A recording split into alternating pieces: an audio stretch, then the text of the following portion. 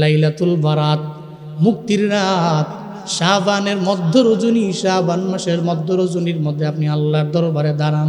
যদি আল্লাহর দরবারে কান্নাকাটি করে বলতে পারেন, ও আমার আল্লাহ, আমি জিন্দেগিতে এমন কোনো গুনাহ নাই করলাম না, তুমি আমারে মাফ করে দাও। আল্লাহর দরবারে বলতে দেরি হয়ে যাবে। আল্লাহ চাইলে আপনার গুনাহ মাফ কইরা আল্লাহ আপনার জিন্দেগির গুনাহগুলোরে নেক বানাইতে পারে কি পারে না? আল্লাহর দরবারে যদি বলেন, ও দয়ার মালিক, আমি তো তোমার প্রতি ঈমান আনলাম, কিন্তু এরপরে আমি নেক আমলে গেলাম না, ফজর ফরজ নামাজের কোনো ওয়াক্তের মধ্যে আমি গেলাম না, ভালো কোনো কাজের মধ্যে আমি গেলাম না। যদি আল্লাহর দরবারে ওই রাতের বেলা চোখের পানি ফেলে রবের দরবারে কাঁদতে পারেন, যদি আল্লাহর দরবারে আপনি বলতে পারেন নে বাপ, তাহলে আপনি রবের দরবারে দামি হতে পারবেন। ওই রাতের বেলা তো আল্লাহ বহু সংখ্যক মানুষের আমার আল্লাহ মাফ করে দেয়। তবে ওই রাতের জন্য আপনাদের আমল শিখিয়ে দেওয়া যায়। এই বাবারা, আজকের এই ময়দানে বয়ান শোনার জন্য আসলেন। লাইলাতুল বারাত নিয়ে কেউ বাড়াবাড়ি করে, আবার কেউ সারাসারিও করে। লাইলাতুল বারাতে রাতের বেলা আপনি করবেন কি? আল্লাহ নবী জানায়া দিলেন, ইদা কানা লাইলাতুন নিসফি মিন শাবান ফাকুমু লাইলাহা ওয়াসুমু নাহারাহা ফাইন্নাল্লাহা তাআলা ইয়ানজিলু ফিহা লিগুরুবিশ শামসি ইলা সামাইদ দুনিয়া ফায়াকুল আলা মিন মুস্তাগফিরিন ফাগফিরলা, আলা মিন মুস্তারজিকিন ফারযুকহু, আলা মিন মুবতালান ফাআফিয়াহু ফি, আলা কাযা হাত্তা ইয়াতলুআল ফাজর। আল্লাহ নবী জানায়া দিলেন, শাবানের মধ্য রজনী তুমি যখন পাবে, ইযা কানা লাইলাতুন নিসফি মিন শাবান, শাবানের মধ্য রজনী যখন তোমার সামনে চলে আসলো, কুমু লাইলাহা, রাতের বেলা তুমি নামাজের মধ্যে দাঁড়াও, ওয়াসুমু ইয়াওমাহা ওয়াসুমু নাহারাহা, এরপরে দিনের বেলা তুমি একটা রোজা রাখো, রাতের বেলা নামাজ পড়ো, রাতের বেলা নামাজে দাঁড়ায়া যাও, তোমার মুসল্লার বিছাইয়া সিজদার মাত্রা বাড়াও, নামাজের কিয়ামের মধ্যে লম্বা সময় ধরে তুমি দাঁড়ায়া থাকো, তাহলে রাতের বেলা লাইলাতুল বারাতে আমল হবে, নামাজ হবে। এরপরে আল্লাহর নবী জানায়া দেয়, কেন তুমি রাতের বেলা আল্লাহর দরবারে কান্না করবা?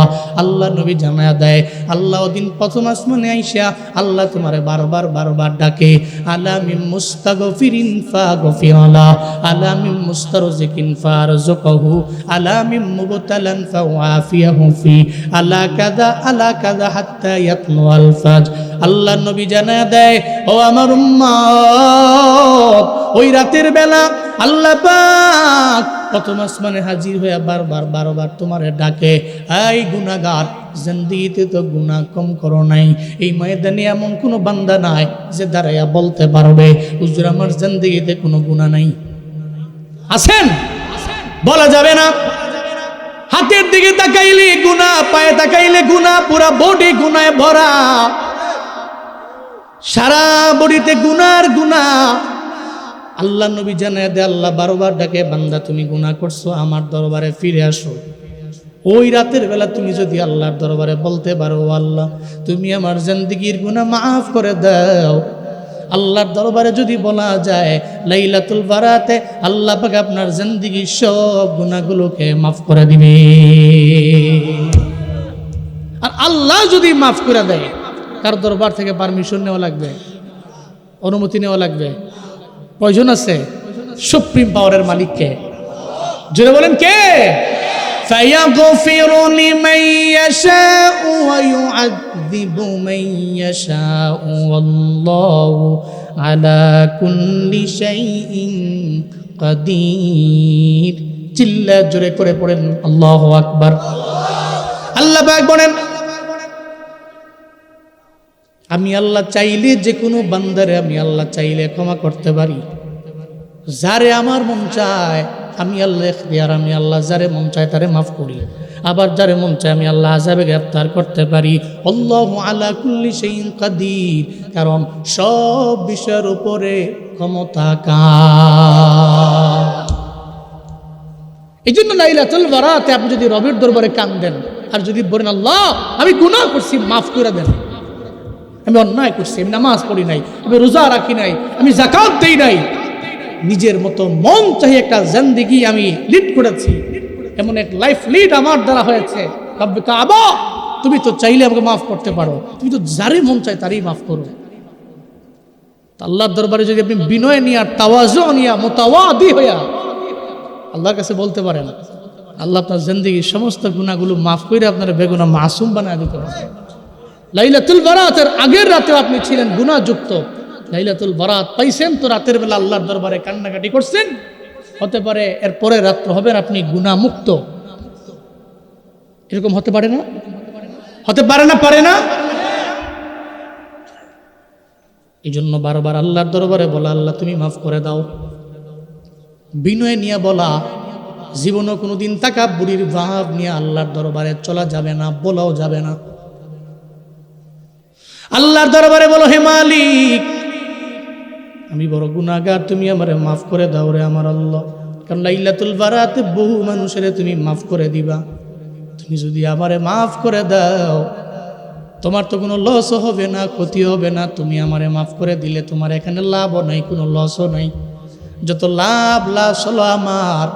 আয় আল্লাহ, লাইলাতুল বারাতে তুমি আমাদের সবাইকে মাফ করে দাও। চিল্লা পড়েন আমিন। আম্মা জান আয়েশা বলেন, আল্লাহর নবী একদিন আমার ঘরের মধ্যে আসলেন। আল্লাহর নবী আসার পরে ওনার গা থেকে ওনার কাপড় মোবারকটা একটু খুললেন। চিন্তা ভাবনা করলাম, আল্লাহর নবী এখনই আমার ঘরের মধ্যে অবস্থান করবেন, রাতের বেলাও থাকবেন। নবীজি ঘরের মধ্যে আসলেন, জাম মোবারক পরিধান থেকে উনি খুলে ফেললেন। পরিধানকৃত জামাটা খুইলে উনি বসে বললেন। এরপরে একটু পরে কি যেন ওনার মনে চলে আসলো, উনি আবার ওনার জামা মোবারক উনি আবার পরিধান করলেন। এরপর ওই জায়গা থেকে উনি বের হয়ে চলে গেলেন। আম্মা জান আয়েশার গায়ে হতে লাগলো, আত্মমর্যাদায় লেগে গেছে। আম্মা জান আয়েশা চিন্তা করলেন, মনে হয় আমার নবীজি আমার ঘরের মধ্যে আসার পরে অন্য একটা ঘরের মধ্যে নবীজি আমার চলে গেছে, অন্য একটা বিবির ঘরে গেছে, ওনার আত্মমর্যাদার মধ্যে লেগে গেছে। উনি সঙ্গে সঙ্গে দৌড় দিয়ে হুজরা মোবারকা থেকে উনি বের হয়ে গেলেন। হুজরা মোবারকা থেকে উনি বের হয়ে গেলেন। উনি বের হইয়া মসজিদের নববীতে গেলেন, নবীরে পান না। অন্যান্য অনেক ঘরের মধ্যে গেলেন, নবীরে পান না।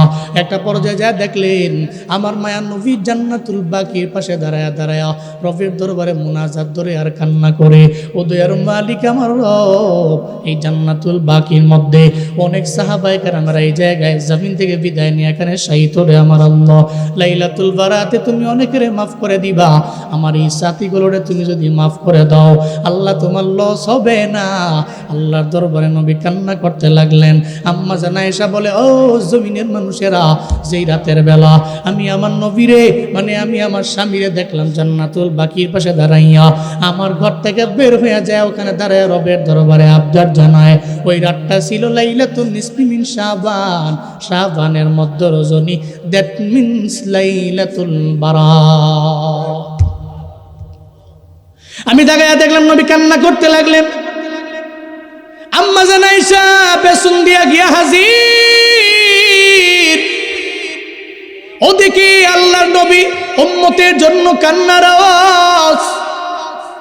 মদিনার নবী পেছনে তাকায় দেখলেন ওখানে আয়েশা। নবীজি বলতে লাগলেন, ও আয়েশা, তুমি কেন এই জায়গার মধ্যে আসলা? তুমি কি মনে করছো আল্লাহ এবং আল্লাহ রাসূল তোমার প্রতি বিন্দু মাত্র পরিমাণ কোনো বিচার করবেন? আম্মা জান আয়েশার মনের মধ্যে তুই চিন্তা, এই চিন্তাটাই ওনার মনের মধ্যে ছিল। আমার ঘর থেকে বেরোয় অন্য কোনো বিবির ঘরের মধ্যে মনে হয় আমার নবী চলে গেছে, এটা তো ওনার মনের মধ্যে চিন্তাই ছিল। উনি না বললেন না, সঙ্গে সঙ্গে উনি বললেন, হা, আমার আত্মমর্যাদায় কেন লাগবে না, আমার গায়রতের মধ্যে কেন লাগবে না? আপনি আমার ঘরের মধ্যে আসলেন, এরপরে আবার আপনি চলে গেলেন। আমি তো মনে করলাম অন্য একটা বিবির ঘরের মধ্যে যাবেন। ও পয়গম্বর আমার, এই কারণে আমি ঘর থেকে বের হয়েছি। তবে তাকায় দেখি আপনি কোনো জায়গায় নাই, জান্নাতুল বাকির পাশে দাঁড়াইয়া আল্লাহর দরবারে আপনি কান্নাকাটি করতে লাগলেন। নবী কয়, ও আয়েশা, তোমার তো ধারণাও নাই এই রাতের বেলা আল্লাহ কত সংখ্যক লোকদের আমার আল্লাহ মাফ করে দেয়, তোমার ধারণাও নাই। আল্লাহর নবীর যুগের বনু কালগোত্র ছিল, ওই বনু কালগোত্রের মধ্যে প্রত্যেকটা লোকেরাই বকরি পালন করত। আমার মায়ার নবী কয়, ও আয়েশা, এই বনু কালগোত্রের মধ্যে যতগুলা বকরি আছে, ওই বকরির ভিতরে পশমের তো কোনো অভাব নাই। ওই গোত্রের যত বকরি আছে, বকরির মধ্যে যত পশম আছে, ওই পশম পরিমাণ লোক, জমিনের মধ্যে যত লোক আছে, আল্লাহ পাক শুধু পশম পরিমাণ না, এর চাইতে বেশি লোকের আল্লাহ লাইলাতুল বারাতে মুক্তির ঘোষণা দিয়া দেয়। এই জন্য লাইলাতুল বারাতে আল্লাহর দরবারে বলো, ও দয়ার মালিক, জমিনের কত বড় অন্যায়কারীকে তুমি রাতের বেলা মাফ করে দিবা। তুমি যদি আমারে মাফ করে দাও, আয় আল্লাহ, তুমি যদি আমারে ক্ষমা করে দাও, তোমার তো কারো দরবার থেকে পারমিশন নেওয়া লাগবে না, কারো দরবার থেকে অনুমতি নেওয়া লাগবে না।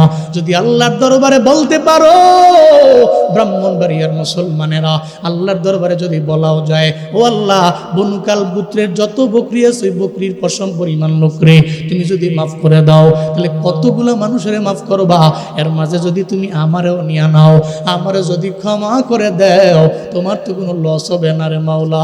ও আল্লাহ, আমি দোয়া করি, সবাই নিয়ে দোয়া করি মাওলা, বক্তা শ্রোতা কমিটি যারাই আমরা আছি, আমাদের জিন্দেগির যত গুনাহ আছে লাইলাতুল বারাতে তুমি মাফ করে দিও।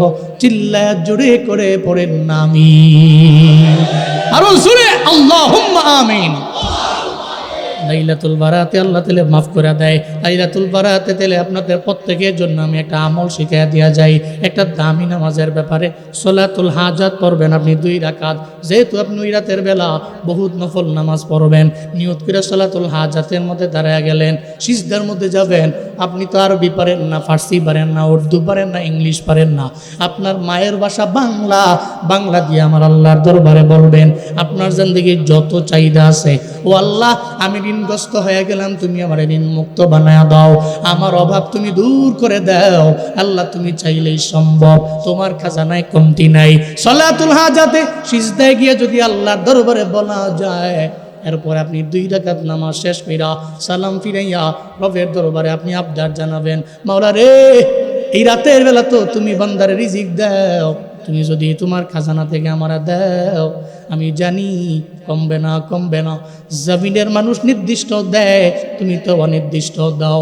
জমিনের মানুষ তো হিসাব করে দেয়, তুমি তো হিসাব করে দাও না। আল্লাহর দরবারে যদি বলতে পারেন, বলেন না রে বাপ, আল্লাহর খাজানার মধ্যে কোনো কমতি আছে নাকি? আছে, আছে। জমিনের সমস্ত মানুষের ফুরায় যেতে পারে, কিন্তু একজনের তো ফুরায় না, তিনি কে? ও মিয়া, আমরা তো টাকার জন্য, রিজিকের জন্য মানুষের পিছনে দৌড়াই, বহু দৌড়াই। কেন? ব্যক্তি টাকা আছে, নেতার পিছনে দৌড়াচ্ছি, সারা দিন রাত লাগে। উদ্দেশ্য কি? উদ্দেশ্য দিন শেষে নেতা যদি নেতাই হয় আর মেম্বার অফ পার্লামেন্ট হতে পারে, তাহলে নেতার পিছনে ঘুরেও ফায়দা আছে। অন্ততপক্ষে 5টা বছর এলাকার মধ্যে আমার পাওয়ার থাকবে, ঠিক কিনা বলেন? এই কারণে তো নেতার পিছনে পিছনে ঘুরছেন, খানা নাই, ধানা নাই। কেন? উদ্দেশ্য তো দুনিয়া, উদ্দেশ্য কিছু টাকা পয়সা, উদ্দেশ্য জমিনের মধ্যে কিছু আর্ন করা।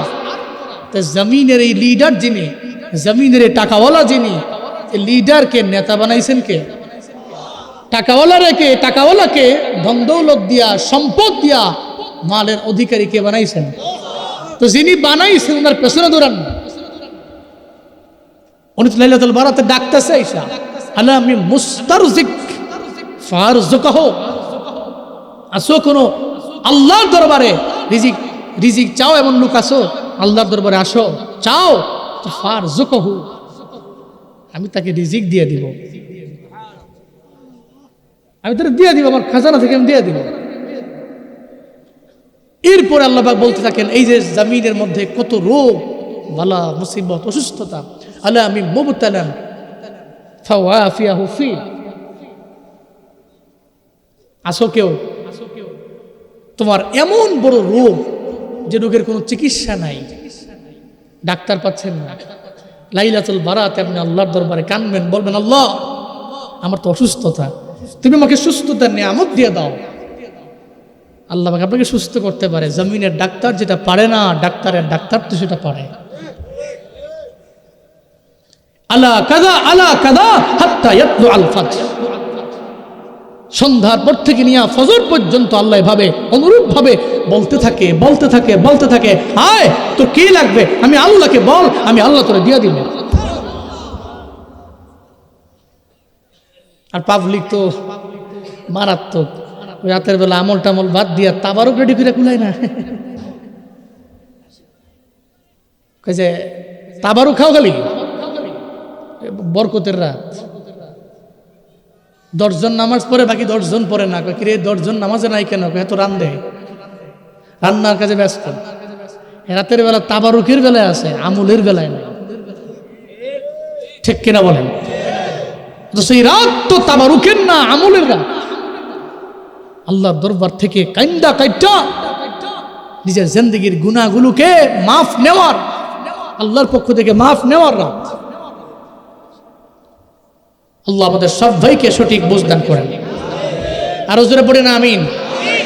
তো লাইলাতুল বারাতে আমরা কি পাইছি দেখেন। নাম্বার 1, রাতের বেলা আমি নামাজের কিয়ামে দাঁড়াবো, নামাজে লম্বা সময় দাঁড়াবো ইনশাআল্লাহ। পারবো না ইনশাআল্লাহ? রোজা রাখবো ইনশাআল্লাহ।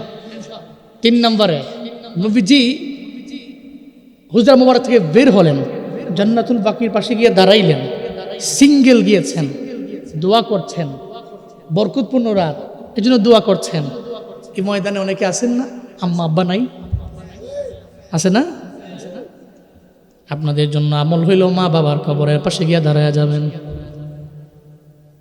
তবে ঢাক ডুল পিটাইয়া সবরে নিয়ে নয়, একা একা যাবেন, মা বাবার কবরের পাশে গিয়া দাঁড়াবেন। ওখানে যা চিন্তা করবেন, মা তুমি কত দূর।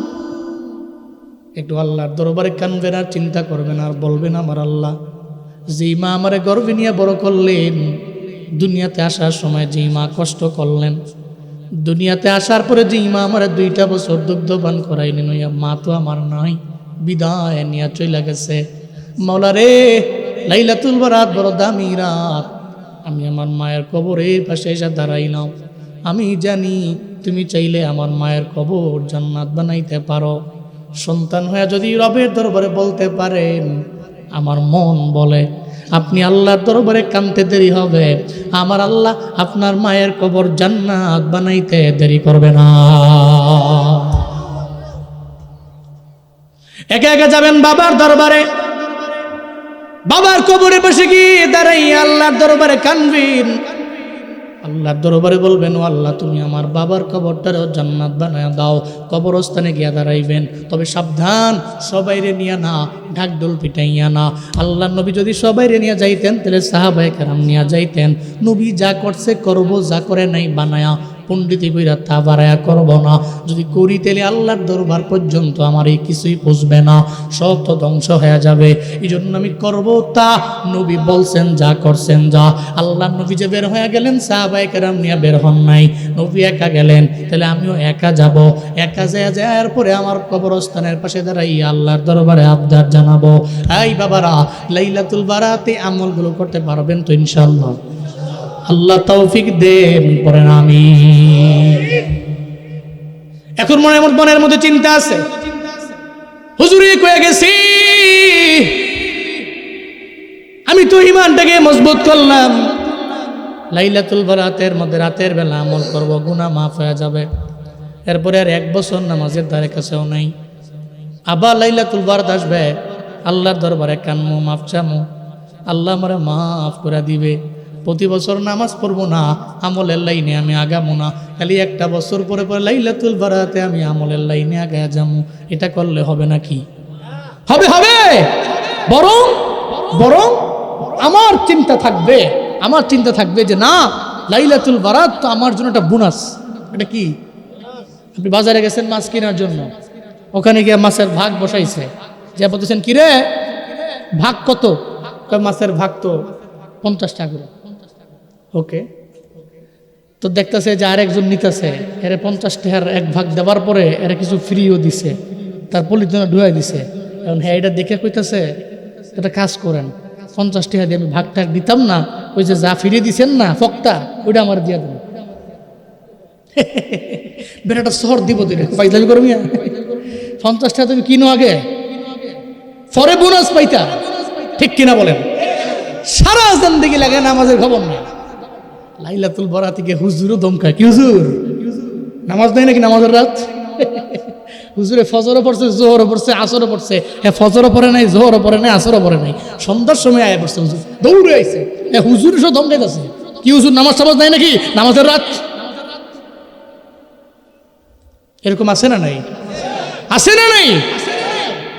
সাপ্তাহিক মুসল্লি, বছরের একবার মুসল্লি, লাইলাতুল বারাতে মুসল্লি, লাইলাতুল কদরের মুসল্লি, এরকম বহুত মুসল্লি আছে। বাপ, বিষয়টা এমনই হবে, এই মাসওয়ালা আপনাকে ধমক দিয়ে তারা দিছে। কেন? কারণ হলো মাসওয়ালা দেখছে যে এগুলি ফ্রি চায়, মূল ভাগ তো নিবার চায় না। ঠিক কিনা বলেন? এই জন্য আমরা নামাজও 5 ওয়াক্ত পড়তে হবে, নিজেকে পরিপূর্ণ মুসলিম বানাইয়া লাইলাতুল বারাতে আল্লাহর দরবারে বলবো, তো আল্লাহ পাক আমার জিন্দেগির গুনাহ মাফ করবে, আল্লাহ আমার রিজিকের মধ্যে বরকত দিবে, আল্লাহ অসুস্থতাকে সুস্থ বানায় দিবে। আল্লাহ আমাদের প্রত্যেককে খাঁটি মুসলিম হওয়ার তৌফিক দান করেন। আরো জোরে আমিন। তুমি রমজান এলে রাখো না রোজা, দিনকে করো আঘাত, পয়সা করির নেই তো অভাব, দাও না তো যাকাত, তুমি ইমানদারির বড়াই করো, নেই তোমার ইমান, ইমানদারির বড়াই করো, নেই তোমার ইমান, তুমি কেমন মুসলমান, তুমি কেমন মুসলমান, কেমন মুসলমান, তুমি কেমন মুসলমান। তুমি সুদের টাকায় ফাসাদ করো, ঘুষ ছাড়ো না, দিন দুঃখী না খেয়ে মরে খবর রাখো না। ঠিক কিনা বলেন? সমাজে বহু সুদখোর এমন আছে, ও সুদের টাকায় 5 তলা বাড়ি বানাইছে, তো একটা পয়সাও একটা প্রতিবেশী গরিবকে দেয় না। তুমি সুদের টাকায় ফাসাদে গড়ো, ঘুষ ছাড়ো না, দিন দুঃখী না খেয়ে মরে খবর রাখো না, তুমি ঘুষ খেয়ে বিচার করো সাজিয়া প্রধান, তুমি কেমন মুসলমান, তুমি কেমন মুসলমান, কেমন মুসলমান, তুমি কেমন মুসলমান। নামাজের সাথে নাই পরিচয়, মানো না কোরআন, নামাজের সাথে নাই পরিচয়, মানো না কোরআন, তুমি কেমন মুসলমান, তুমি কেমন মুসলমান, কেমন মুসলমান তুমি। তুমি নবীর উম্মত দাবি করো, সুন্নাহ মানো না, নবীর অপমানে তোমার হৃদয় কাঁদে না। তুমি নবীর উম্মত দাবি করো, সুন্নাহ মানো না, নবীর অপমানে তোমার হৃদয় কাঁদে না, তুমি বিজাতীয় সংস্কৃতিতে সপেছ পরাণ, তুমি কেমন মুসলমান, তুমি কেমন মুসলমান, কেমন মুসলমান, তুমি কেমন মুসলমান। নামাজের সাথে নাই পরিচয়, মানো না কোরআন, নামাজের সাথে নাই পরিচয়, মানো না কোরআন, তুমি কেমন মুসলমান, তুমি কেমন মুসলমান, কেমন মুসলমান, তুমি কেমন মুসলমান। ঠিক কিনা? আপনি মুসলমান, আপনি রমজানে রোজা রাখেন না, সপ্তাহ পর সপ্তাহ গেছে তো আপনার ফজরের সঙ্গে আপনার মুলাকাত নাই, আপনি মুসলিম। মানে বহুত নওজোয়ান আছে আজকে বয়ান শুনতে আইছে, গত 1.5-2 মাস শীতকাল আসার পর থেকে ফজরের নামাজ কয়টায় হয় ও জানেও না, ফজরে তার ধারে কাছেও পাওয়া যায় না, 2-3টা পর্যন্ত মোবাইল চালায় পরে ঘুমায়। ঠিক কিনা? বাপ, আপনি মুসলিম, আপনার পরিচয় নামাজ। আল্লাহ আমাদের সব ভাইকে সঠিক বুঝদান করেন। আরো জোরে আমিন। তাহলে সফল কাম ব্যক্তিদের নাম্বার 1 গুণ হচ্ছে গায়বের প্রতি ঈমান। 2 নম্বরে কি? নামাজ কায়েম করা। 3 নম্বর ওয়া মিম্মা রাযাকনাহুম ইউনফিকুন। চিল্লা জোরে করে পড়েন আল্লাহু আকবার। আল্লাহ পাক বলেন 1 নম্বরে গায়বের প্রতি ঈমান, 2 নম্বরে নামাজ, 3 নম্বরে আল্লাহ পাক রব্বুল আলামিন বলেন আল্লাহর দেওয়া রিজিক থেকে ব্যয় করা। কার দেওয়া রিজিক? এই ব্রাহ্মণবাড়িয়া সরাইলের মুসলমানেরা আমায় বলেন না, আল্লাহর দেওয়া রিজিক থেকে আমার আল্লাহর দরবারে ব্যয়, আল্লাহর রাস্তায় ব্যয় করার প্রয়োজন আছে না নাই? সম্পদ দিয়েছেন জি আমার আল্লাহ, 2 দিনের বিনিময়ে আল্লাহ সেই সম্পদ কেড়ে নিতে পারেন কি পারেন না? রিজিক দেওয়ার মালিক আল্লাহ।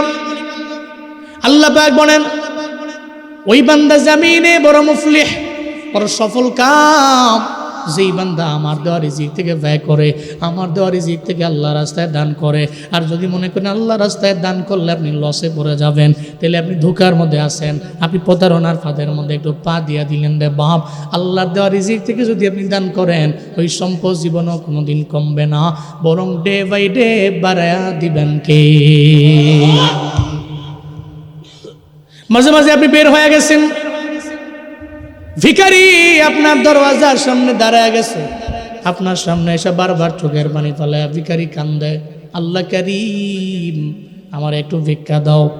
দেখবেন বহুত ভিখারিরা আপনার ডানে বামে চোখের পানি ফেলায় কান্না করে আপনার দরবারে চায়। আপনি টাকা থাকলে একটা ধমক দেওয়া আপনার জাতিগত একটা অভ্যাস, আপনার সর্বাবস্থায় স্বভাবজাত একটা অভ্যাসের মধ্যে এটা পরিণত হয়ে গেল। না রে বাবা, জীবনও কোনোদিন এটা করা যাবে না। বরং ভিখারি যদি চায়, ভিখারিকে ধমক দেওয়া যাবে না। ও আম্মা সাইলা ফালা তানহার, কোনো সায়েলের ধমক দেওয়া যায় না। নিষেধ করেছেন কে? আল্লাহ পাক নিষেধ করলেন। কেউ আপনার দরবারে চাইলে ফিরে দেওয়া যায় না, কারণ যে আল্লাহ রিজিক দিতে পারে ওই আল্লাহ আপনার দরবার থেকে আবার কেড়ে নিতে পারে কি পারে না? নদীর এপার ভাঙ্গে ওপার করে, এই তো নদীর খেলা। সকাল বেলার ধনীরে তুই ফকির সন্ধ্যা বেলা। আমার আজ আছে তো কাল নাই, আজ আছে তো কাল নাই। পয়গম্বর সুলাইমান আলাইহিস সালাম দাউদ নবীর সন্তান। হযরত সুলাইমান নবী দাঁড়িয়ে আছেন, হঠাৎ করে দেখলেন এক আল্লাহর বান্দি মহিলা হাতের মধ্যে একটা আটার গামলা নিয়া, ময়দার গামলা নিয়া, খালি ময়দার গামলা নিয়ে, ময়দা নাই, আটাও নাই, কিছু নাই, হাতের মধ্যে বল নিয়ে আল্লাহর দরবারে বলতে লাগলো, ও আল্লাহ তুমি এটা কি করলা, তুমি এটা কি করলা, তুমি এটা কেন করলা? আল্লাহর দরবারে বলতে লাগলেন। পয়গম্বর সুলাইমান নবীর সঙ্গে মোলাকাত হয়ে গেল। পয়গম্বর সুলাইমান নবী বলে, ও মহিলা, আল্লাহর দরবারে তুমি হাতের মধ্যে খালি একটা বল লইয়া কেন এটা বলো? আল্লাহ তুমি এটা কি করলা, তুমি এটা কেন করলা, এটা কেন বলো? এটা বলতে দেরি মহিলার চোখ দিয়া গড়ায় গড়ায় পানি পড়ে। মহিলা কয়, তোমারে চিনলাম না, আগে তুমি আমারে তোমার পরিচয় দিয়া দাও। আমার পরিচয় হলো আমি দাউদ নবীর সন্তান সুলাইমান। সুলাইমান তুমি কয়, হ্যাঁ। আল্লাহর দরবারে আমি কেন বলছি, কেন আল্লাহর দরবারে বলতেছি, আল্লাহ তুমি এটা কি করলা, কি করলা, এটা কেন করলা? আল্লাহর দরবারে কেন বলি জানুনি? আমি বড় গরিব, আমি চাইলেও আমার সন্তানদের জন্য খাবার নিয়ে আমি যাইতে পারি না। আল্লাহ আমার এমন ভিখারি বানাইছেন, আল্লাহ আমার এমন ভিখারি বানাইছেন, আমি সারাদিন লাগা ভিক্ষা করি, এরপরে আমার সন্তানের জন্য আমি খাবার নিয়ে যাই। কিন্তু আমার মাওলার কুদরতের কারিশমা আছে, কি থেকে যেন কি হয়ে গেল। সারাদিন লাগে আমি একজনের বাসার মধ্যে আমি কাজ করলাম, আমাকে ওই বাসাতে কাজ করার বিনিময় আমার হাতের মধ্যে এক গামলা আটা দিয়ে দিল। আমি এই গামলাটা নিয়ে বাসার দিকে রওনা। আমি যাওয়ার সময় নদীর কিনারা দিয়ে যাইতেছিলাম, প্রত্যেকে যেন একটা জোরে বাতাস আসলো। ওই বাতাসের কারণে বাতাস আমার বলের আটাগুলো উড়ে নিয়ে চলে গেছে। এ কারণে আমি আল্লাহর দরবারে বলতে থাকলাম, মাওলারে তুমি এটা কি করলা, এটা কি করলা, এটা কেন করলা? এই জন্য আল্লাহর দরবারে বলতে লাগলাম। সুলাইমান নবী কয়, চিন্তা করো না, আমার বাবা দাউদ সিংহাসনে বসে আছে, আমি জানি তুমি যদি তার দরবারে যাও তিনি তোমারে ফিরে দিবে না। ও মহিলা, এখনই খালি গামলা নিয়ে বাবার দরবারে চলে যাও, এখনই তুমি তোমার খালি গামলা নিয়ে আব্বার দরবারে যাও। দাউদ নবীর দরবারে মহিলা গেছে, যে বলতেছে, পয়গম্বর আমার বলে আটা ছিল, বাতাসে উড়ে নিয়ে গেছে।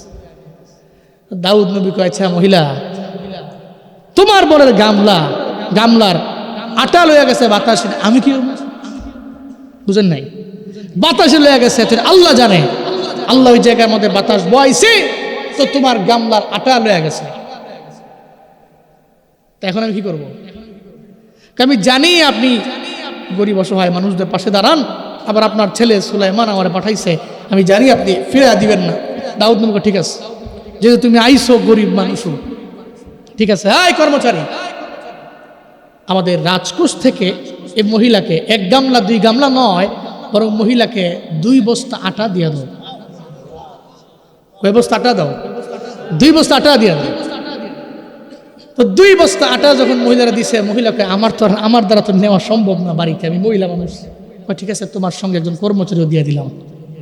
মহিলা কয়, বাপরে বাপ, 1 বল গেছে তো কি হয়েছে, পাইছি তো 2 বস্তা।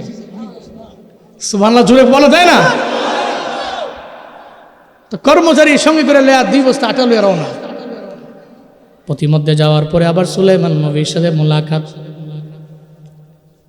সুলাইমান নবী কয়, মহিলা চেহারার মধ্যে হাসি কেন? মহিলাকে আপনার বাবার দরবারে পাঠাইলেন, আপনার বাবা তো আমারে ফিরিয়ে দিল না, বরং আপনার বাবায় আমারে 1 বল দিছে, 2 বল দিছে, 3 বল দিছে, এমন না, বরং আমারে 2 বস্তা আটা আমারে দিয়া দিছে। এটা নিয়ে আমি বাড়ির মধ্যে রওনা। মহিলা তুমি খুশি? কয় হ্যাঁ। সুলাইমান নবী কয়, আমার বাবা তোমার ব্যাপারে ইনসাফ করেন নাই। কি করেন নাই? বাবা আমার ইনসাফ করেন নাই। উনি তো বড় অবাক, কি বলে আমার বেলায় তো ইনসাফ হইল। আমি 1 গামলার আটা আমি হারাইলাম, এর বিনিময়ে 2 বস্তা আটাও পেয়ে গেলাম। কিন্তু সুলাইমান নবী এটা কি বলে, ওনার বাবায় নাকি আমার প্রতি ইনসাফ করতে পারেন নাই। সুলাইমান নবী বিচক্ষণ ছিলেন, বড় বিচক্ষণ ছিলেন ভাইদের মধ্যে। আল্লাহ পাক দাউদ নবীর পরে ওনারই কেন ক্ষমতার মধ্যে বসাইল। হঠাৎ করে একদিন সুলাইমান নবীরে ডাকলেন, সব ছেলেদের ডাকলেন। দাউদ নবী প্রশ্ন করলেন 2টা, এই আমার ছেলেরা, এই 2টা সওয়ালের জবাব তোমরা আমারে দাও। নাম্বার 1 সওয়াল করলেন, এই ছেলেরা বলো না তোমাদের চাইতে সবচেয়ে দূরের কোনটা? একজন ছেলে এক একটা বলে। একজনে বলতে লাগলো আমাদের চাইতে সবচেয়ে বেশি দূরের হলো আসমান। আর একজনে বলতে লাগলো দুনিয়ার এক প্রান্ত আমাদের চাইতে অনেক পরিমাণে দূরে। একজন যখন এক একটা বলে, হযরত সুলাইমান নবীর পালা যখন আসলো, দাউদ নবী কয়, ছেলে সুলাইমান তুমি বলো না তোমার চাইতে সবচেয়ে দূরের কোনটা? সুলাইমান নবী কয়, ও বাবা আমার সব ভাইয়েরা মিলে একজনে বলল দুনিয়ার আসমানটা এদের চাইতে বেশি দূরে, আর একজনে তো এমন একটা দেশের কথা বলল, আর একজনে জমিনের এক প্রান্তের কথা বলল। কিন্তু আমার কাছে তো এগুলা দূরে মনে হয় না। আমার কাছে মনে হয় এই জমিনের মধ্যে সবচেয়ে দূরে হলো বাড়ির পাশের গোরস্থান। কারণ বাড়ির পাশে কবরে যে আছে তার কোনো খবর নাই। ব্রাহ্মণবাড়িয়ার বাবা ছেলেরে আমেরিকায় পাঠাইছ, ছেলেরে আমেরিকায় পাঠাইয়া খবর নেওয়ার জন্য টেলিফোন দিলে খবর নেওয়া যায়, সময় লাগে না। মাত্র বাবা 5 সেকেন্ড 10 সেকেন্ডের মধ্যে খবর নেওয়া যায়। ইমুর মাধ্যমে খবর নেওয়া যায়, হোয়াটসঅ্যাপের মাধ্যমে খবর নেওয়া যায়, সব কিছুর মাধ্যমে খবর নেওয়া যায়। চাইলে নিতে পারেন কি হালাত তার। কিন্তু আপনার বাড়ির পাশে, ঘরের পাশে যেই মায়ের আপনি শুয়ে দিয়ে আইলেন, আজ থেকে 12 বছর হয়ে গেল, 10-12 বছর, 15-20 বছর হয়ে গেল। ঈদের দিনে আপনি ঈদের নামাজ পড়া যে মায়ের কবরের পাশে গিয়া দাঁড়াইলেন। ঈদের দিনে তো কেউ কান্না করে না, কিন্তু আপনি মায়ের জন্য কান্না করেন, আপনি বাবার জন্য আপনার চোখ দিয়ে গড়ায় গড়ায় পানি পড়ে। আপনি যে ওখানে ডাক দেন, ও মা ঈদের দিনেও তুমি আমার দ্বারে নাই, তুমি কবরের মধ্যে একা একা আসো। ওই কবরের মধ্যে কেমনে আসো মা আমি জানি না। একটা বারের জন্য মা আপনারা জাদু বইলা ডাকে না, একটা বারের জন্য আপনার নাম ধইরা ডাক দেয় না। আপনি প্রতি বছর 2 ঈদের দিনেই তো মা বাবার কবরের পাশে গিয়া দাঁড়াইলেন, প্রতি সপ্তাহে সপ্তাহে মা বাবার কবরের পাশে যান, অথচ আপনার বাড়ির পাশে, ঘরের পাশে, বাসমুড়ার আঙ্গিনায়। এরপরেও মায়ের খবর কেন নেওয়া যায় না, বাবার খবর কেন নেওয়া যায় না? জমিনের এক প্রান্ত থেকে আরেক প্রান্তে চলে গেল, খবর নেওয়া যায়। কবরের তো খবর নেওয়া যায় না, কবরের ওই ব্যক্তির হালাতটা কি জানা যায় না। এর মানে বোঝা গেল জমিনের কোনো কিছু আমার চাইতে, আমাদের চাইতে দূরে না, আমাদের চাইতে সবচেয়ে দূরের হলো কবর। ঠিক কিনা?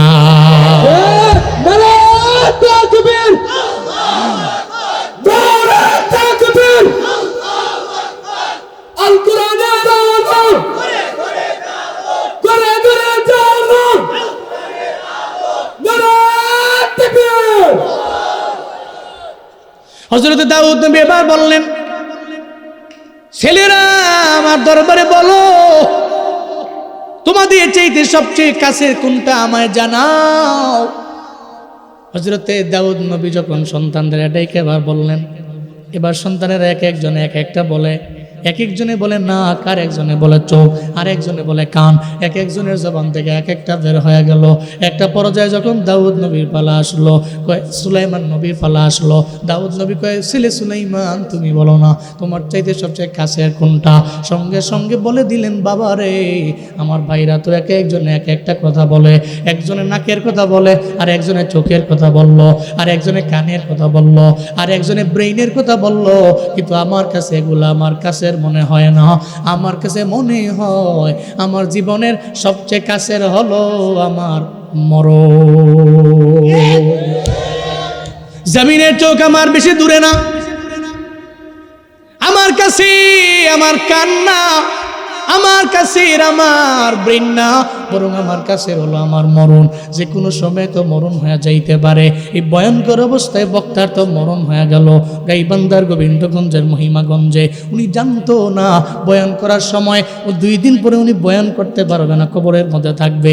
আবার এই বয়ানের মধ্যে ওনার মরণ চলে আসবে। সারা দেশের মানুষেরা ওনার মরণের ব্যাপারে জানবে। একটা বারো উনি কল্পনাও করতে পারেন নাই। যদি উনি জানতেন তাহলে ওই দিন বয়ানের ময়দানে বয়ান করার জন্য উনি আসতেন না, ওনার ফ্যামিলিরাও দিত না। কিন্তু উনি জানেন না, এক কথায় মরতে হবে মরণশীল আমরা, তবে কোন সময় কোথায় মরবো এই ব্যাপারে জানা নাই।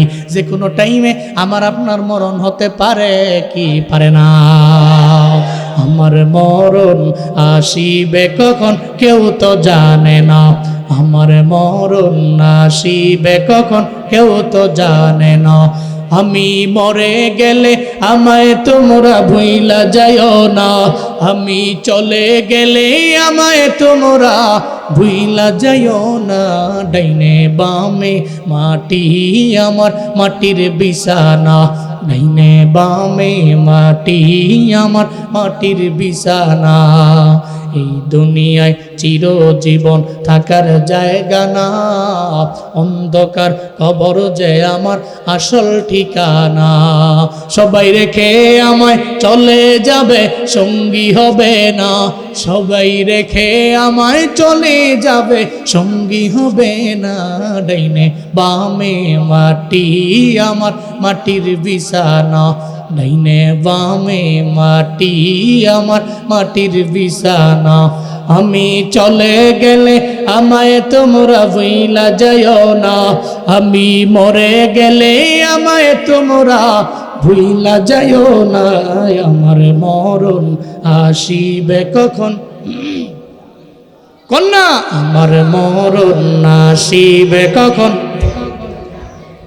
কোন সময় মরণ চলে আসবে জানি জানি আমরা তো জানি না। যেহেতু এখন থেকে তো আমল ইনশাআল্লাহ আমি কাল করব, পরশু করব, চতুর্থু করব না, এটা ভুল।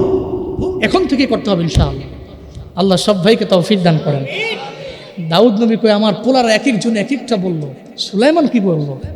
আল্লাহ কয় আপনার পরের খেলাফতটা তো সেই পাবে। আল্লাহু আকবার। তো সুলাইমান নবী কয় মহিলা ইনসাফ করেন নাই, চলো আব্বার দরবারে তোমার লয়া যায়, মনে আছে তো? তো ভিখারি মহিলাকে কর্মচারী সহ আটা উটা লইয়া দৌড় দিছে বাবার দরবারে। যা বলতেছে আপনি তো এই মহিলার প্রতি ইনসাফ করেন না।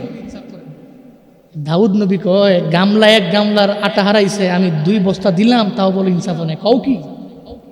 কয় না আপনি ইনসাফ করেন নাই। উনি বলতে লাগলেন বাতাস কার কথা মানে? তো দাউদ নবী কয় আমার কথা মানে না, আল্লাহর কথাই তো মানে। কয় তেলে এই বাতাস যদি আল্লাহর কথা মানে, বাতাসকে আল্লাহ তো আদেশ দিয়েছেন, এই কারণে নদীর পাড় দিয়া মহিলা হাইটা যায়, হাতের মধ্যে গামলা ভর্তি আটা আছে। আল্লাহ তো জানতো, জানার পরে বাতাসকে আল্লাহই তো বলছে, তাহলে আপনার সঙ্গে আল্লাহর কথা হয়? আপনি আল্লাহকে জিজ্ঞেস করেন বাতাসটা ওই সময় কেন বয়ে গেল, আর মহিলার গামলা থেকে আটা বাতাস কেন নিয়ে গেছে? এর সমাধান তো আপনি না, দিবেন কে? দিবেন কে? হযরত দাউদ নবী অবাক হয়ে গেলেন, আল্লাহর দরবারে বলতে লাগলেন হে মালিক, আমি মহিলাকে 2 বস্তা আটা দেওয়ার পরেও আমার ছেলে আমারে বলে আমি ইনসাফ করতে পারি নাই, আমি আদালত করতে পারি নাই, কেন আমার ছেলে আমার দরবারে বলল, মাওলারে এই বাতাস তুমি ওই সময় কেন বইলা যে বাতাসের কারণে গামলা থেকে আটা নিয়ে উড়ে চলে গেছে।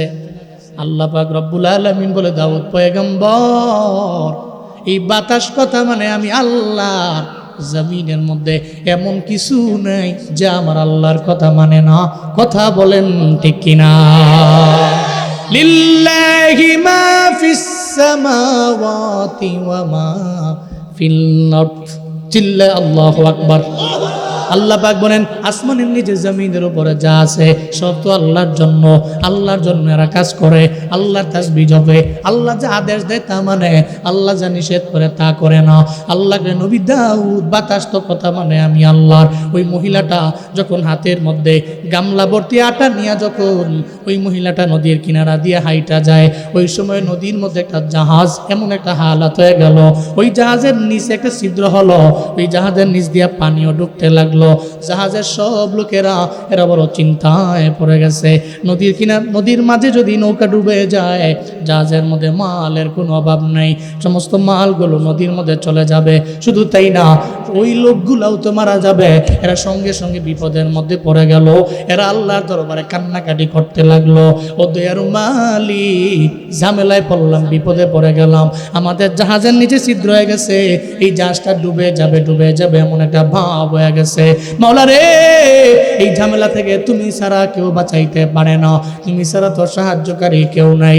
কারণ জমিনের মধ্যে বান্দা যখন বিপদে পড়ে যায়, ডানে বামে কেউ নাই, কেউ যেখানে নয় ওখানে তো একজন আছে, চিনলে বলেন তার নাম।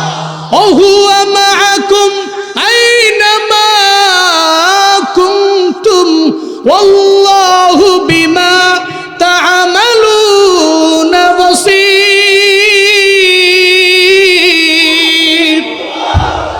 জমিনের যেখানে কেউ নেই ওখানে তো আমার আল্লাহ আছে। আল্লাহ কয় হুয়া মাআকুম, তিনি তোমাদের সঙ্গেই আছে। আইনা মা কুনতুম, তুমি যেখানে যাও ওখানে তো আমার আল্লাহ। আল্লাহু বিমা তা'মালুনা বাসীর, আমার আল্লাহ তো কুদরতি চক্ষু দিয়ে তোমারে দেখতে পায়। বান্দারা ঝামেলায় পড়ে গেল, জাহাজ থেকে আল্লাহর দরবারে বলতে লাগলো, আল্লাহ তুমি চাইলেই তুই বিপদ থেকে আমাদের বাঁচায় দিতে পারো। আল্লাহ পাক বলে, ও দাউদ পয়গম্বর আমি তো এদের মালিক। তারা যে আমি আল্লাহর দরবারে বিপদে পড়ে আল্লাহকে ডাকলো, আমি আল্লাহ তো এদের ফালায়া যাইতে পারি না, এদের জাহাজ তো নদীর মধ্যে ডুবে যাবে, এটা আমি আল্লাহ জীবনে কোনোদিন করতে পারি না। আমি আল্লাহ সঙ্গে সঙ্গে বাতাসে বললাম, এই বাতাস দৌড়ে তুমি যাও। আমি বলতে দেরি, বাতাস তো দৌড়ে চলে গেল, কারণ বাতাস কথা মানে কার। আমি আল্লাহ বাতাসে কেন বললাম? শুধু আমি আল্লাহকে এরা ডাকলো এজন্য নয়, বরং এই সমস্ত জাহাজের মানুষগুলো এরা আল্লাহর দরবারে বলতে লাগলো, মাওলারে আমরা তো জানি as-সাদাকাতু তারাদ্দুল বালা, দান করলে বালা দূর হয়, মুসিবত দূর হয়ে যায়, বিপদ দূর হয়ে যায়, মুসিবত দূর হয়ে যায়, ঝামেলা দূরে চলে যায়। আল্লাহর দরবারে জাহাজের মধ্যে যত লোকগুলো ছিল এরা আল্লাহর দরবারে নিয়ত করে ফেললো, মাওলারে এই জাহাজের মধ্যে যত মাল আছে আমরা যদি জাহাজটাকে নিয়ে নদীর কিনারা পর্যন্ত আমরা যাইতে পারি, এই জাহাজের মালগুলারে আল্লাহ রাস্তায় আমরা দান করে দিব। চিল্লা পড়া যাবে কি সুবহানাল্লাহ? আল্লাহ কয়, নবী দাউদ আমি আল্লাহ তো পারি না, আমি আল্লাহ তো চাই না এদের জাহাজ ডুবে যাক। এক নম্বরে এরা আমি আল্লাহকে ডাকলো, দুই নম্বরে এরা বলল, এরা নিয়ত করে ফেললো এই জাহাজের মধ্যে মালগুলো ফি সাবিলিল্লাহ এরা ব্যয় করে দিবে। আমি আল্লাহ তো চাই না এই মানুষগুলো ডুবে যাক, নদীর মধ্যে জাহাজটাও ডুবে যাক। আমি বাতাসে আদেশ করলাম, বাতাসে নদীর কিনারা দিয়ে মহিলাটা হাইটা যায়, ওই মহিলার হাতের মধ্যে গামলার মধ্যে আটাও আছে। বাতাস তুমি বইয়া মহিলার গামলা থেকে আটাগুলা নিয়ে যাও, পানির সঙ্গে মিক্স কইরা ওই জাহাজের যেই জায়গা দিয়ে ছিদ্র হয়ে গেছে ওই আটা দিয়া সুন্দর করে লাগায় দাও। চিল্লা বলেন খেলা কাদের কুদরতদারি বরকামাল, আন্তা রব্বি আন্তা হাসবি দুল জালাল, তুহি কাদের জলিলুল্লাহ জাহাদার, বহরহালে তুহি মেরা নগাহদার। আল্লাহ পাক বলেন, নবী দাউদ বাতাসরে আমি বলতে দেরি, সঙ্গে সঙ্গে ওই বাতাস চলে গেল ওইরা পানিটারে মিক্স কইরা জাহাজের তলদেশে ছিদ্রটারে সুন্দর করে মেরে দিচ্ছে। জাহাজের লোকেরা রবের দরবারে শুকরিয়া আদায় করে জাহাজ নিয়ে নদীর কিনারায় চলে আসছে। এটাই ছিল কাহিনী। বাতাস তো আমি রবের কথা মানে, আমি তো চাই নাই, আমি তো চাই নাই এই মানুষগুলো সবাই মারা যাক, জাহাজটা ডুবে যাক, এটা তো আমি আল্লাহ চাই না। মহিলার গামলার আটা নিয়ে গেছি তো কি হয়েছে, আমি আল্লাহ যারে এক গামলা আটা দিতে পারি, আমি আল্লাহ চাইলে তারে অনেক বেশিও দিতে পারি। কারণ সবার খাজানায় তো কমতি আছে, নির্দিষ্ট দেয়। আমি আল্লাহ যখন দেই, আমি আল্লাহ দেওয়ার মতো দেই, আমি আল্লাহর খাজানা থেকে ফুরায় না। চিল্লায় পড়া যাবে কি সুবহানাল্লাহ। এবার সুলাইমান নবী কয়, বাবা দেখছেন নি, ইনসাফ তো হয় নাই, আদালত তো কায়েম করতে পারেন নাই। মহিলা আইছে, মহিলার হাতের মধ্যে 2 বস্তা আটা দিয়ে আপনি মনে করছেন ইনসাফ হয়ে গেছে। মূলত তো কাহিনী তো এটা না। আল্লাহ তো জানা দিছে। আবার ওই জাহাজ তো নদীর কিনারায় ভিড়ে গেছে। জাহাজের লোকেরা কয়, আমরা তো সুষম বন্টন করতে পারবো না, জাহাজের মধ্যে যত মাল আছে সমস্ত মাল সুলাইমান নবী এবং দাউদ নবীর দরবারে দিয়ে আসো। এরা সবাই গরিব মিসকিনদের এরা দিয়া দিবে। আব্বা গো, আপনি তো তার প্রতি ইনসাফ করতে পারেন নাই। এখন জাহাজের মালগুলো চলে আসে, এই জাহাজের লোকেরা বাচ্চা কার মাধ্যমে, মহিলার মাধ্যমে। আবার মহিলাতে কষ্ট করে সারাদিন লাগাইয়া এই আটা লইয়া নদীর কিনারা দিয়া হাইটা যায়। ওই আটা দিয়া আল্লাহ পাক এদের বাঁচাইলেন। এরা নিয়ত করে ফেললেন সব আল্লাহ রাস্তায় ব্যয় করে দিবে। তাহলে এই সম্পদ তো অন্য কেউ পাবে না, মহিলা পাবে। মহিলাকে দাঁড় করে রাখেন, মালগুলো আসতে দেরি, কর্মচারী দিয়া জাহাজের সমস্ত মাল মহিলারে দিয়া দেন, মহিলা বাড়ি লইয়া যাক। চিল্লায় পড়া যাবে কি মারহাবা, আরো জোরে আল্লাহু আকবার। মহিলার তো এক গামলা গেছে, জাহাজ ভর্তি মাল মহিলার বাড়িতে দিয়া দাও। ওদিকে জাহাজের লোকেরা বাইচা গেছে, নিয়ত করছে জাহাজের মধ্যে যত মাল আছে ফি সাবিলিল্লাহ ব্যয় করে দিব। আল্লাহ কয় তোরে বাঁচায়া দিলাম, কনফার্ম তোর মরণ হয়ে যাইতো, আমি আল্লাহ তোরে বাঁচায়া দিলাম। তাহলে ব্রাহ্মণবাড়িয়া সরাইলের মুসলমানেরা, এই বাবারা, কালীকচ্ছের মুসলমানেরা, একটু বলেন না রে বাপ, আমাকে বলেন না সে আল্লাহ আছে না না? যদি আল্লাহ থাকে, আল্লাহর দেওয়া রিজিক আমার আল্লাহ পাক দিলেন, আল্লাহ আপনারে দিছেন, আপনি দিবেন আল্লাহরে। আল্লাহ দিছে আপনারে, আপনি দিবেন আল্লাহরে। আল্লাহ কোরআনের কোথাও বলেন নাই তোমার দেওয়া রিজিক থেকে তুমি ব্যয় করো। আল্লাহ সব জায়গায় বলে আমার দেওয়া রিজিক থেকে তুমি ব্যয় করো। আমি আল্লাহ বড় মায়া করে তোমারে দিলাম, আমি আল্লাহ চাইলে কেড়ে নিতে পারি। কে আছেন রে বাবা যে আল্লাহ একটা মহিলারে এক গামলা আটা আনিয়া জাহাজ ভর্তি আমার আল্লাহ মাল দিয়া দিতে পারে, আর একজনের আল্লাহ পাক বাঁচা দিতে পারে। কনফার্ম মরণ হয়ে যাইতো, মরণ হওয়ার পর থেকে এরা আবার আল্লাহ পাক এদের ফিরে দিলেন। আল্লাহ এদেরকে এদের জাহাজ তারে বাঁচা দিলেন দান করার নিয়ত কারণে। কে আছেন আপনাদের এলাকার প্রসিদ্ধ মাদ্রাসা সূর্যকান্দি মাদ্রাসা, এই মাদ্রাসার মধ্যে কে আছেন? হুজুর আমি মাদ্রাসার মধ্যে 1 নম্বরে দিব 50,000 টাকা। কে আছেন নাম্বার 1? কে আছেন আল্লাহর দেওয়া রিজিক থেকে আপনি মুফলিহুনদের অন্তর্ভুক্ত হবেন এই চিন্তা কইরা যে আল্লাহ আমাকে যা রিজিক দিবেন আমি তা থেকে ব্যয় করব, এই চিন্তা করে কে আছেন? হুজুর আমি 1 নম্বরে দিব 50,000 টাকা। উঠতেন না? হ্যালো, এই যে মুরব্বী উঠছে কেন? এই যে গামছাওয়ালা কই যাবেন? 1 নম্বরে যেতে না, হ্যাঁ বই না, মনে করছে অন্য হুজুর। বসেন, সাফা দিয়ে বয় দাও। হ্যাঁ উঠছেন না, মনে করছে ওয়াশ শেষ। বসেন। এতন যে একটা লোক উঠছেন না, যখন দেখছে যে হুজুরে অমিম্মা রোজাক নাহম থেকে লইতেছে অন্যদিকে, হুজুরে যেমন এদিকে লইছে আমিও এদিক মুরদিয়া লাই, উঠুন যেত না। এই এরপরে যে উঠবো এবার ডান বামে যে আছে এবারে ধরন হইব। আপনি থাকতে 2 জন থাকতে এবারে উঠছে কেমনে? সাফা দিয়ে বয়ে রাখবেন।